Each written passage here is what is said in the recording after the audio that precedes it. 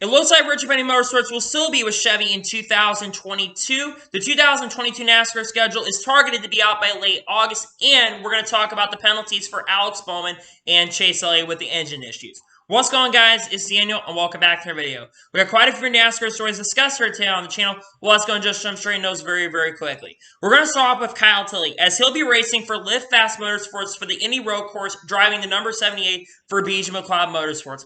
Kyle Tilley's already made a couple starts so far this year. He raced the Circuit of the Americas. He also did race at a couple weeks ago at Road America. Did not have a great finish at Road America. Did not run really well. But I think that Kyle Tilley has experience in the past at the Indy Road Course in IMSA and stuff. So I think that experience will come into play. Yes, there is going to be practice qualifying, so he'll be able to get up to speed in a stock car. I wouldn't be shocked if he potentially maybe gets top 35 at least. He hasn't ran terribly not that great, let's be honest, in the Lift Fast Motorsports equipment. But I think it is really cool that Kyle Tilley's back in the car. I think he's also supposed to be running maybe later this year at Watkins Glen as well when we go return. So we'll have to see what happens. But really cool to see that Kyle Tilley will be racing for Lift Fast Motorsports at the Indianapolis Road Course. And now we're going to go ahead and jump on to the next story of today's episode, as we are talking about Josh Berry. Josh Berry will be racing upcoming late model races during the Olympic break. He'll be racing at Langley Speedway this Saturday for the 13th annual Hampton Heat in the number 8 car. He'll also be racing later next week at Hickory Speedway for the Throwback to 76. I think Josh Berry honestly could win both of these races. Josh Berry is a really awesome late model racer. He's done really well in the Xfinity Series this year. But where he came from is late models, and he's going back to his roots. And to me, I think that he has a very strong shot of contending for the victory overall in both of these events. Depends on if he's able to make it to the features. I think he's honestly will, especially with Dale Jr. basically backing him in those races. I think that Josh Berry will have a very strong shot of contending in those races, and I think he'll be very fast. I would not be surprised if he's able to win both races, and I think he'll honestly get both victories here coming up really soon. And now we're going to go ahead and jump on to the next story of today's episode, as we are talking about Kyle Busch. Kyle Busch is planning on releasing a documentary called My Xfinity Series Story. And this documentary is going to be about his whole entire Xfinity Series career, which started back in 2003, racing for Joe Nemechek, and which just came to an end. Kyle Busch is not planning on, as of right now, running any more Xfinity Series races unless Joe Gibbs basically gives him the opportunity to race him. But as of right now, it looks like Kyle Busch's career is over. I love that we're seeing more and more documentaries coming out. I wonder if this is just going to be on Kyle Busch's YouTube channel, perhaps, or if this is going to be on a major network like Netflix is for Bubba Wallace's documentary, or Peacock for Chase Elliott in USA for that documentary, and USA for the playoff documentary. I think it's awesome that there are more and more documentaries. I think that we'll get to see more insight in what Kyle Busch has been able to do, and I'm really excited about this. I'm definitely going to watch this for sure, and it's really cool to see that Kyle Busch is releasing a documentary on his time, so I think it'd be really cool to see that for sure. And now we're going to go ahead and jump on to the next story of today's episode, as we are talking about Auto Club Speedway. There was basically a newspaper that came out in the California area, and Brock Beard actually released a tweet in regards to showing an ad for Auto Club for 2022. And what he mentioned was that an ad came in the mail with tentative race date for 2022 for February 26th and 27th for the Xfinity Series and Cup Series. Now, keep in mind the 2022 NASCAR schedule has not been released at this time. So this is from 2019, I believe, or 2020, if I'm not mistaken, when it was originally supposed to be race 2 of the season, race 2 or race 3 of the season. It was released at the time. Remember, you had the Daytona 500 happening February 14th. So it looks like if it is come true that Auto Club Speedway is race number 2 next year, that would mean I would think Daytona would lead off year, and then we jump straight into the West Coast swing. However, he did mention that things could absolutely change. I think that the race date will be in early March. I think that this will be the first race potentially of the West Coast swing, or Vegas will be the first race of the West Coast swing. Because like I said, you have to remember that you're going to have the schedule released really soon. We'll have to see what happens. But it is potential that Auto Club, once again, will be the second race. For a long time, Auto Club actually used to be the second race from, I believe, 2005 to 2010. So there's a strong chance Auto Club could be the second race, which means Homestead could be also pushed back to later in the year. Because remember, they actually moved Homestead up for the reason of COVID and potential having more and more fans at the racetracks. One of the reasons why they moved Auto Club up early in the year. So we'll have to keep an eye on this story for sure, but really cool to see that potentially Auto Club could be the second race in the 2022 season. And now we're going to go ahead and jump on to the next story of today's episode, as we are going to be talking about Chase Elliott and Connor Daly. It was reported by, I think it was Racer.com, or I can't remember exactly which company reported this, but they reported that Chase Elliott and Connor Daly are going to be joining the long list of entries that are going to be racing in the Brian Clausen S39 Nationals at Indianapolis Motor Speedway. It was announced about a week or two ago that Chase Briscoe was also planning on running this event, and now you're going to have Chase Elliott and Connor Daly competing in this event. I like seeing that what I like seeing from Chase Elliott is that he's going out and running a lot of different events and basically branching out, especially in August. I think this is around the time of the Indy NASCAR doubleheader too. So I think it's awesome to see that they are going to be competing in an event. I honestly think Chase Elliott will run pretty decent. I don't think he's going to win the event. I could be very, very surprised when he ends up winning the whole entire event, but honestly, I think that he'll run extremely well, and I think it's great to see that. Connor Daly also, I think he has a lot of USAC experience as well, so I think he'll also run extremely well, and I think it's great to see that they are both going to be running in the Brian Clausen S39 Nationals in honor of Brian Clausen. They've run that for the last couple of years at Indianapolis Motor Speedway's dirt track, and I think that he will do very, very well in that event, and I'm really looking forward to that for sure. And now we're going to go and jump on to the next story of today's episode, as we're going to talk about the New Hampshire Motor Speedway TV ratings from this past weekend and also the attendance as well. According to Adam Stern, NBCSN earned a 1.26 rating and 2.113 million viewers for Sunday's weather-impacted NASCAR Cup Series race at New Hampshire, the Fox Resorts Casino 301. That's down for 2020. However, that race got 2.2 million viewers in 2019, which had 2.8 million viewers, but those were not rain-delayed races. It also was reported by him that New Hampshire Motor Speedway had a crowd of 44,000 fans on site Sunday, per the Boston Globe. Now, let's talk about the ratings in a second. Those ratings are not honestly that bad, considering the fact that the race was rain impacted for 2 hours. And the fact that we only got like 100,000 less from 2020, a race that wasn't rain impacted, I think is really, really good. Honestly, I think that if the race was not rain impacted, I think we could have gotten up to that 2.5 to 2.6 million viewer range, and we would have had a lot more better ratings overall for that race than last year's race. And if we were still down for 2019 from 2.8, we've probably been closer to what 2019 had. I think NASCAR has been going up in regards to popularity. I think the ratings have been a little bit better. Again, that's not bad for a rain impact race because, like I said, we were impacted for 2 hours due to rain. A lot of people did waited out the weather and stuff, but when we got to the end of the race, when Eric Almirola won, they were able to return. The other fact I mentioned is 44,000 fans for the crowd. Now, the reason attendance wasn't so high is because Canada borders basically closed, and a lot of Canadian fans that live up in that area, because again, the borders closed Canada because they have a lot more restricted COVID than right now in the United States, where basically a lot of things are open right now. Canada is basically restricted right now. You can't really cross the border at the moment. So a lot of those fans from Canada that tend to go to New Hampshire Motor Speedway were not able to go. So attendance overall is not too bad for the event. Honestly, I don't think the ratings are that bad. So honestly, not too bad ratings and not bad attendance for a race that unfortunately was impacted by other situations. And now we're going to go and jump on to the next story of today's episode, as we're going to talk about the Richard Petty Motorsports charter. It was reported by Bob Pockris. There's been conversation about charters in regards to maybe Roush buying up a third charter. Now, Bob Pockris mentioned that a lot of interest in buying one or both of the RPM charters. Now, RPM controls the 51 charter, but to be determined on whether that happens. Would lean towards RPM remaining Chevy, which we're going to get to that in a little bit. The fact that this charter is potentially available, the 51 charter, is interesting because right now the 51 car, like I said, is owned by RPM, but it technically Rick Ware has a car. That car currently has been in the bottom three of the charter system for the last years. And if a team is in the bottom three for 3 straight years in a row, NASCAR can overall basically make a decision to go ahead and get rid of that charter and send it off to someone else that's really, really close to the points or someone that absolutely deserves it. I think the charter market right now is definitely interesting because there's a lot of teams that are looking to buy charters. You have 2311 Racing that's looking to potentially get a second charter. They did say they may run with or without a charter, but you have 2311 Racing who's looking to buy up a charter as well. You have other teams that are currently looking up to buy charters as well. I mean, Junior Motorsports has taken their name off it. There have been talks maybe they were looking at that one, but basically they've taken their name off of the equation until 2023. That's what Kelly Earnhardt said about a week or two ago. You have other teams like the other organizations like COG maybe look for another one. I'm not exactly sure, but I think it's interesting that you have some potentially a charter that's going to be opened up and available really, really soon, and which team buys it is going to be a question. It's whoever can bring the money. If that 51 is to be sold, and NASCAR might get rid of that. We'll have to keep an eye on it, but there's a chance that an RPM charter could be available really, really soon. And now we're going to go and jump on to the next story of today's episode, as we are talking about Brad Keselowski. Now, Brad Keselowski mentioned in a press conference on Tuesday that he has interest in starting Xfinity and our Truck Series teams at Roush Fenway, but no timetable currently at the moment.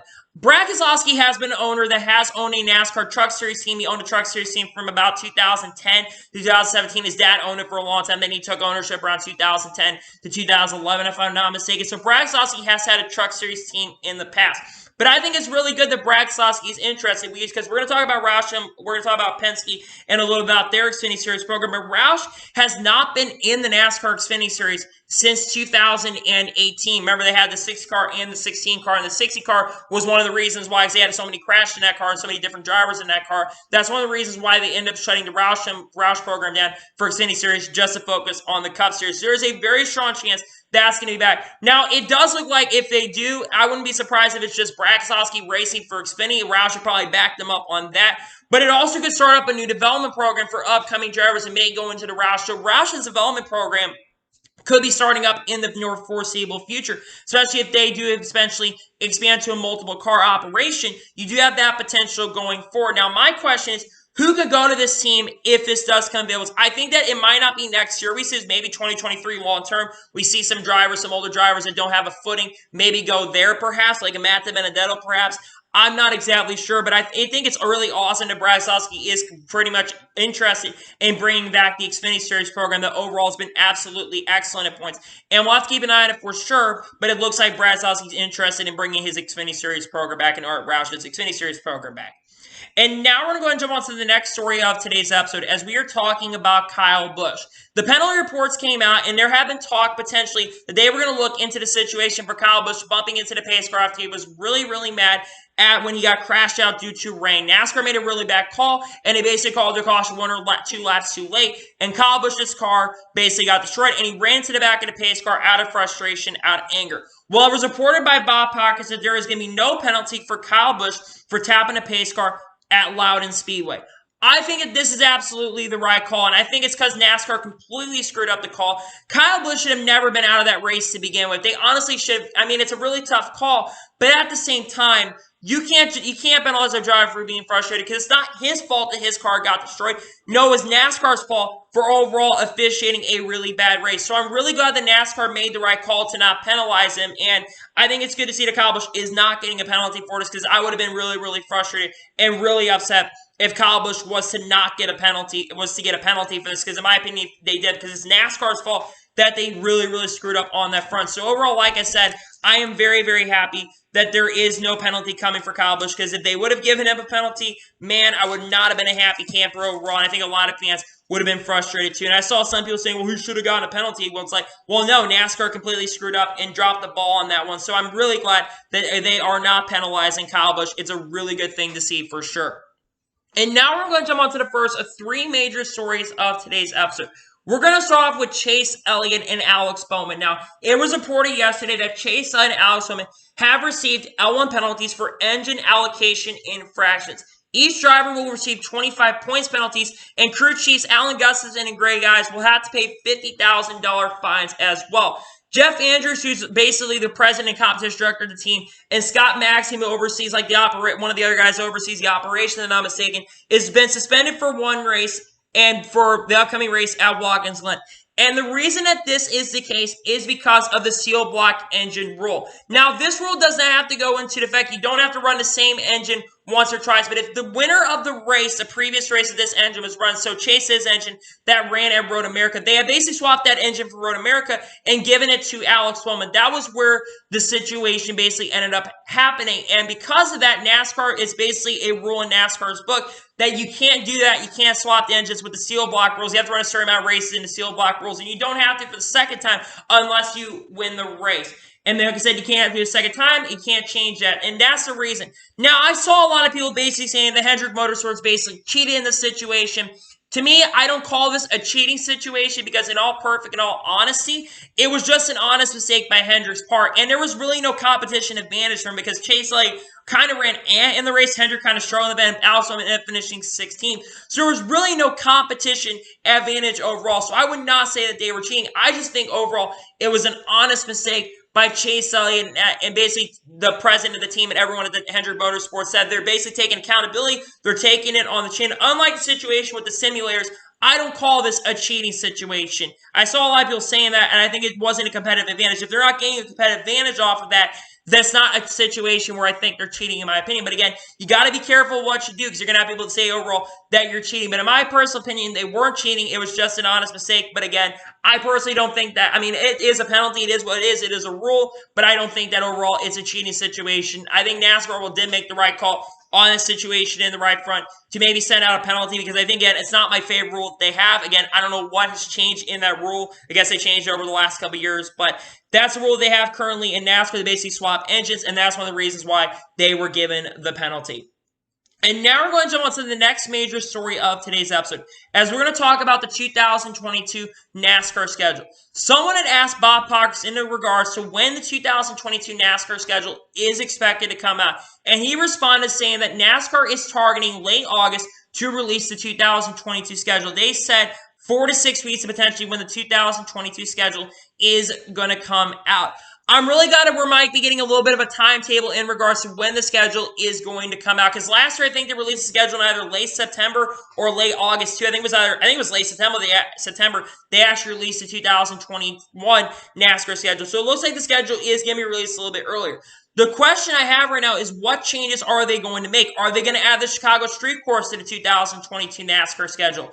Are they going to potentially add like Gateway or Worldwide Technology Raceway? St. Louis is a really, really big market right now, and you definitely could bring that. Are they going to bring some more short tracks onto the schedule? What changes are they overall going to make to the 2022 schedule? Or are we going to get a very similar schedule to 2021 without maybe Daytona Road Course having a race? I don't think Daytona Road Course will have a points-paying race. It looks like Atlanta's probably going to have two because the races that have been announced up to this point so far. You have the Daytona 500 confirmed. While this has not been confirmed by NASCAR, Road America is expected to be back next year around the July 4th weekend or whenever that is. Bristol Dirt is coming on the schedule for later, so the date has not been confirmed for that, but that race is expected to be back. And you have Atlanta thinking that they're going to have two races next year, and you have the Phoenix Championship race that has also been confirmed as well. So those are races so far confirmed. Like I said, my question is, what other are they going to add a lot more new tracks on the schedule? Are they going to cut some races off from some other tracks, or some other tracks perhaps going to end up losing races long term? I'm not exactly sure, but we'll have to wait and see what overall happens in regards to that. But I'm glad that we're starting to slowly but surely get a timetable on the 2022 schedule. I think that's one of the next big stories overall, because the silly season is also picking up at the same time as well. A lot of people are wondering when the 2022 NASCAR schedule overall is going to get released, and it does look like we got a good timetable, and I'm really glad that they're looking at late August, because the sooner they can get the 2022 schedule out, the better. I know COVID's probably had a major factor, because again, we're at the beginning of the year, they probably couldn't do a lot of the negotiations, couldn't get behind a negotiation table on that front. But I'm glad that NASCAR is looking at sooner or later releasing the 2022 schedule, because the sooner we can get that schedule out, the better. And I think we'll probably see some changes, but I don't think that there's going to be many, many changes going forward for the 2022 NASCAR schedule. And now we're going to go ahead and jump on to the final major stories of today's episode, as we're going to talk about Richard Petty Motorsports and their Cup Series program and Team Penske and their Xfinity Series program. Jordan Bianchi from The Athletic had a Q&A yesterday afternoon, and he mentioned during that Richard, we'll start off with Team Penske first. He mentioned that as of now, the 22 Xfinity Series car will feature a rotation of Penske Cup Series drivers next season. That means that as of right now, this has not been confirmed this time, but for the races that the Dasher Cash does not happen and the playoff races don't happen, this means that they'll have a rotation of drivers like Harrison Byrne will probably run a majority of those races. Austin Cindric will probably drive that car. Joey Logano will probably drive that car. And Ryan Blaney will drive that car as well. So you'll see a rotation. Now, it depends on how many races they run, because they all could potentially run up 7 races. If they don't run any Truck Series races, they all could potentially run up to 7 races in that car. But that is only currently for 21 of the races, because like I just mentioned, they only can run that up. They only cannot run the Dasher Cash races, and they cannot run any of the playoff races as well during the season. So my big question is, who do they fill the other positions in? Who do they basically put in their Xfinity Series car? Do they bring someone up from the Truck Series? Do they bring some other driver from the SRX? I think that there are potentially a few candidates that they could go out for to run a few select races. First one I think is Todd Gillen. Todd Gillen, I think, is absolutely ready for Xfinity. He's done extremely well so far in the Truck Series with Front Row Motorsports. He's been carrying out equipment this year, giving it the best. He's been in top 5 points. a majority of the year. He's been running extremely well, has had a ton of speed, and I think he would definitely bring a lot to the table. I don't think he's going to absolutely go balls to the wall, but I think in those select races, especially depending on what races he does run, I think he shows a lot of speed, especially I think he's really, really solid on road courses. I think he would be really, really fast, and I think he'd definitely be a first choice and a first candidate to potentially go in there. The second driver to think about is Ernie Francis Jr. Now, Ernie Francis Jr. has a couple things going for him. The why I think he could potentially be in the running to run a lot of those races that do become available. Number one, Ernie Francis Jr. has a lot of backing and a lot of sponsorship, and Camping World's owner and CEO, Marcus Simonis, basically said that he will back Ernie Francis Jr. And I think Ernie Francis Jr. now he has also had NASCAR experience in the past. I believe for NBM Motorsports, his number 13 car didn't run really well in those races, but the NBM Motorsports cars are overall not very fast. So you really don't get it into clear and a good indication on how the cars really run. So I think it'll either end up being Todd Gillen or Ernie Francis Jr. I think it should be Ernie Francis Jr. should be the major consideration because he brings that funding and sponsorship. And I think that Team Penske Xfinity program is going to be very determined on sponsorship for the Xfinity, especially the races that they don't run. They have Discount Tire coming back next year, I think, potentially with the Xfinity Series as well. So we'll have to see what happens, but we'll continue on that story as time goes on. The other part of this story, and this is one of the bigger bombshells we'll talk about, Richard Petty Motorsports. For a very long time, that there have been talks potentially of Richard Petty Motorsports being the Chevy team to switch out because it was reported back early in the year that there have been rumors that a smaller tier Chevy team was going to switch over to Toyota. Well, according to yesterday, was reported by Jordan Bianchi during the Q&A, he says that talks with Toyota and RPM have stopped, and Richard Petty Motorsports will continue to be a Chevy team going forward in 2022. The news has been really quiet for the last months. Basically, the last time we kind of heard a report potentially of RPM switch to Toyota was back in May, and it's basically been quiet ever since. I do think the reason is because of this is why Richard Petty Motorsports is they're not switching to the Toyota next year. Now, the big key also is Eric Jones remaining in this organization for 2022 if he's not going to go back to Toyota, because I know that he has a lot of Chevys, and he basically probably likes racing for them, but there's a lot of issues with the contract talks in regards. And we all thought that he was safe through 2022, but now there's potential he could be a free agent. So I do think that they overall re-sign Eric Jones for the 2020 season. I really think that they overall are going to re-sign him because I think Eric Jones is a very solid driver, and I think they'll have a lot more speed. I think that they would overall benefit from going over to Toyota next year, so I don't think there's as many teams. But I think it is what it is, and if they want to stay with Chevy and remain with that partnership for a long time. Now, they could eventually go to another organization, go to another manufacturer long term, especially if a new manufacturer comes in, because Richard Petty's been with a lot of different manufacturers. His team's been with a lot of different manufacturers. They've been with Dodge. They've been with Buick. They've been with Pontiac in the past. They've been with Ford. They've been with a lot of different manufacturers. If a new manufacturer comes in, are they one of the first teams to jump ship and go to that other? I'm not exactly sure. Now we'll talk about what team. So with Richard Petty Motorsports pretty much being off the running of switching to a new manufacturer, what team overall makes the decision to go over to Toyota? I was told a little bit back, I think it was back in May or April or something like that, that I was told that potentially JTG-Daugherty Racing could be the organization that could be switching over to Toyota in 2022. Now, this actually makes a little bit more sense to Richard Petty Motorsports. And the reason I think that this makes a little bit more sense is, one, a lot of the pet picker members that JT-Daugherty uses also have been with the Joe Gibbs Racing stable in the past. And JTG-Daugherty Racing uses picker members from Joe Gibbs Racing and their team. The second reason why I think it could be JT-Daugherty Racing is they actually have a previous relationship from Toyota from 2009 to 2013. They switched to 2014 to RCR, but they have worked with Toyota in the past, and I think that there's a good chance that they could switch over to Toyota as well. I don't think it's going to be Starcom Racing. I think that Starcom remains a Chevy team, but I do think that now with that, I think that there's potential. Plus, Toyota has said that they want to expand next year, and like I said, JT-Daugherty Racing has prior relationship with Toyota in the past. So I think it could be it's probably going to be JT-Daugherty Racing. I was told this announcement could come later in maybe like in the end of the year, if I'm not mistaken. I'm not exactly sure, but I think that JT-Daugherty Racing will be looking to potentially switch over to Toyota in 2022, and Richard Petty Motorsports will remain a Chevy team in 2022. So, anyway, that is it for today's NASCAR news video. I want to thank you guys for watching. Please subscribe to the channel, notification so you're notified when a video does go live on my channel. Follow me on Twitter, Facebook, and Instagram. Supporting page on the link description below for that, and comment your thoughts on today's video.